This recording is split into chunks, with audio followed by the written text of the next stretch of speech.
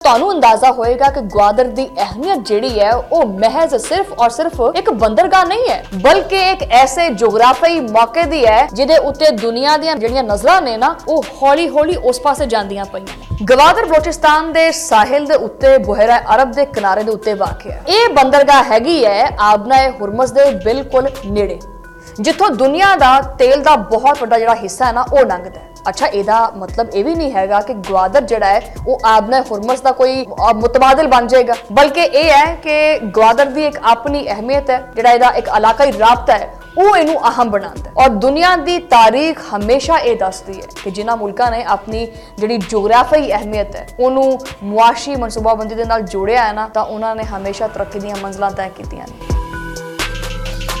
खिता समझ लो कि बड़ी तेजी नाल अपनी जिहड़ी शक्ल ना तब्दील भी करता पिया। अगर मुतलका ममालिक और मनसूबे इसी सिमत नाल चलते रहे तो वो दिन दूर नहीं हैगा कि लोग आखणगे जिद्दां आबना हुरमज़ बड़ी इंपॉर्टेंट होई पई है ना इवें कल नूं गवादर बड़ी इंपॉर्टेंट होएगी।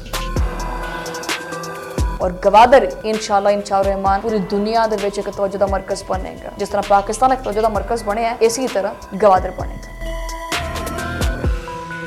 बिस्मिल्लाहिर्रहमानिर्रहीम, अस्सलाम वालेकुम। तुसीं देख रहे हैं 360 डिजिटल पंजाबी और मैं हाँ तुहाडी मेज़बान शुमाइला नियाज़। जनाबे वाला अगर मैं तुहानूं ये कहां कि आउण वाले दिनां दे विच यानी 10 सालां दे विच गवादर जिहड़ा सिर्फ पाकिस्तान दी नहीं बल्कि पूरे खिते दी मुआशी जिहड़ी डायरैक्शन है ना वो बदलण वाला है, ਉਹਦਾ एक अहम मरकज़ बनण वाला है।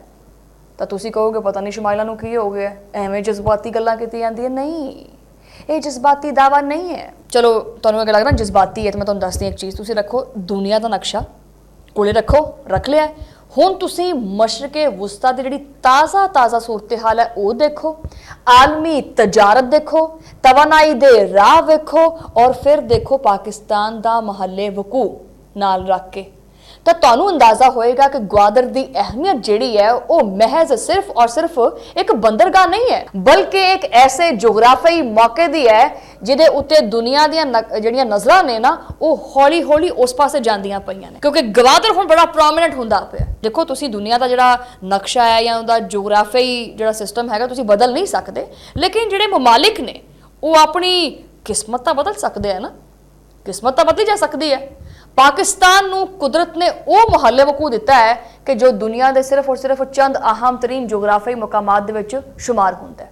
हुण किद्दां ऐदां दसदी हां मैं, एक पासे चीन, दूजे पासे मशरक़े वुस्ता, सामने बुहरा अरब और नेड़े बिल्कुल खलीज ममालिक और फिर नालों नाल आलमी तजारती राह।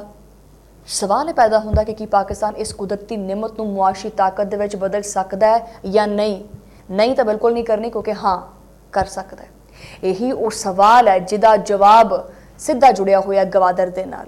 और तुसीं सोचोगे कि पता नहीं शमाइला ने अज खसूसी तौर पर गवादर के उत्ते क्यों विलॉग कर दिता है। मैं हर चीज़ की प्रोडिक्शन टाइम तो पहले कर देंदी हाँ, जिवें मैं मोदी की ज़लालत की प्रोडिक्शन की सी ना हुंदी पई है ना, इसी तरह गवादर की अहमियत तुहानूं मैं अज दसदी पई हां, नोट कर लो। कुछ साल पहले तक गवादर का जिक्र ज़्यादातर सी पैक के हवाले नाल हुंदा सी, लेकिन अज जदों मशरक़े वुस्ता दे विच जिहड़ी लगी हुई है ना अग, बुहरा अहमद दे विच जिहड़ी जहाज़ रानी है वो मुतासर हुंदी पई है।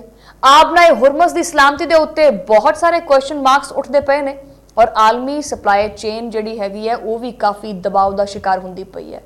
तां करके गवादर एक बारी फिर आलमी जिहड़े तज्जियाकार ने उन्हां दीयां नज़रां दे विच है। वजह बिल्कुल साफ चिट्टी नकोरी है कि अज की दुनिया के सिर्फ और सिर्फ फौजी ताकत अहम नहीं होंदी, वो भी होंदी है लेकिन इन्नी नहीं, ज़्यादा तजारती रास्ते, बंदरगाहां और लॉजिस्टिक्स होंदे ने जो कि आलमी सियासत का एक हिस्सा बन चुके हैं। ये बड़े जरूरी हो गए हैं।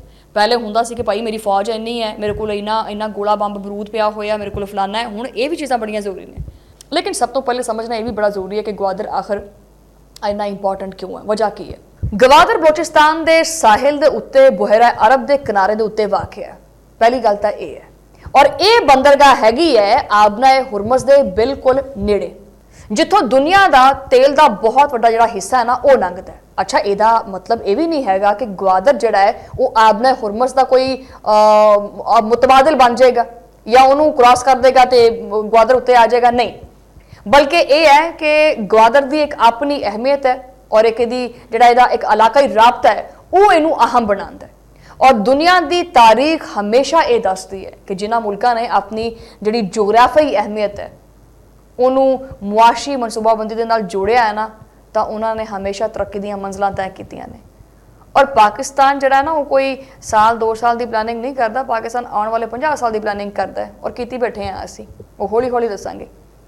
सिंगापुर यदी एक मिसाल भी है, मुत्तहिदा अरब अमारात की बंदरगाहां इहदियां मिसालां ने और अज पाकिस्तान के कोले भी यही मौका मौजूद है जिन्होंने पाकिस्तान बड़ी दानशमंदी नाल इस्तेमाल करता पे और गवादर इंशाअल्लाह रहमान पूरी दुनिया के एक तवज्जो का मरकज़ बनेगा। जिस तरह पाकिस्तान एक तवज्जो का मरकज़ बने है, इसी तरह गवादर बनेगा। गवादर दरअसल चीन पाकिस्तान इकतसादी राहदारी यानी सी पैक का एक समझ लो कि जनूबी दरवाजा भी है और इस मनसूबे का तस्वुर यह भी है कि बुहेरा अरब नूं पाकिस्तान के जरिए चीन के मगरबी इलाकों तक एक बेहतर जी जमीनी राबता जरा होंदा है ना वो दिता जाए ताकि जी तजारत है वो वास्ते मजीद रास्ते खुलन, तजारत को एक मजीद जरा राह है वो मुहैया होवे और ये पाकिस्तान ही नहीं बल्कि मुस्तकबिल दे विच जिहड़ी इलाकाई तजारत है वो इम्कानात बहुत बढ़ सकते हैं। सो खिता समझ लो कि बड़ी तेज़ी नाल अपनी जिहड़ी शक्ल ना तब्दील भी करता पे। अगर मुतलका ममालिक और मनसूबे इसी सिमत नाल चलते रहे तो वो दिन दूर नहीं हैगा कि लोग आखणगे जिद्दां आबना हुरमस बड़ी इंपॉर्टेंट होई पई है ना, इवें कल नूं गवादर बड़ी इंपॉर्टेंट होएगी। अज मशरक़े वुस्ता दे विच जारी गैर यकीनी दी सूरत हाल ने एक हकीकत जड़ी है मनो ना मनो दोबारा वाजे कर दी है कि दुनिया सिर्फ और सिर्फ 1 या 2 समुद्री रावां दे उत्ते नहीं चलती हैगी। ये गल याद रखना, वड्डियां वड्डियां जड़ियां मईशतां ने ना वो आपदी सप्लाई चेन नूं आने वाले टाइम दे विच ज़्यादा महफूज बनाने की कोशिश करदियां पईयां ने। वो कहंदियां ने कि जनाब ये हुण तां इहने ईरान ने करती आपने हुरमस फड़ के बंद, कल नूं फिर दोबारा बंद कर सकता है भी, इहदा कोई होर रास्ता भी होना चाहिए। सो इस तरह के माहौल के पाकिस्तान की जी जोग्राफी हैसियत है वो पहले तो ज़्यादा अहम महसूस की जाती पई है और यही वजह है कि हुण दोबारा जड़ा गवादर का जड़ा जिक्र है वो आलमी मुआशी और स्ट्रैटेजिक जड़ा ना वो बहस का हिस्सा बनता पे। लेकिन इत्थे ये गल भी कहना बड़ा जरूरी है, गवादर जड़ा ना हजे भी उहदे विच बहुत सारी चीज़ां ने होने वालियां ने और हुंदियां भी पईयां ने। बंदरगाह तो मौजूद हैगी है, तरक्याती काम भी चलते पे ने और सनती जिहड़ियां सरगर्मियां ने उन्होंने मजीद तेज़ करना पएगा। वड्डे पैमाने के उत्ते जिहड़ी सरमायाकारी है और मुकामी रोज़गार है, जी तजारती हुजम है, उहदे विच भी एक अहम मजीद जी पेशरफ्त है ना वो जरूरत भी हैगी, वो करांगे।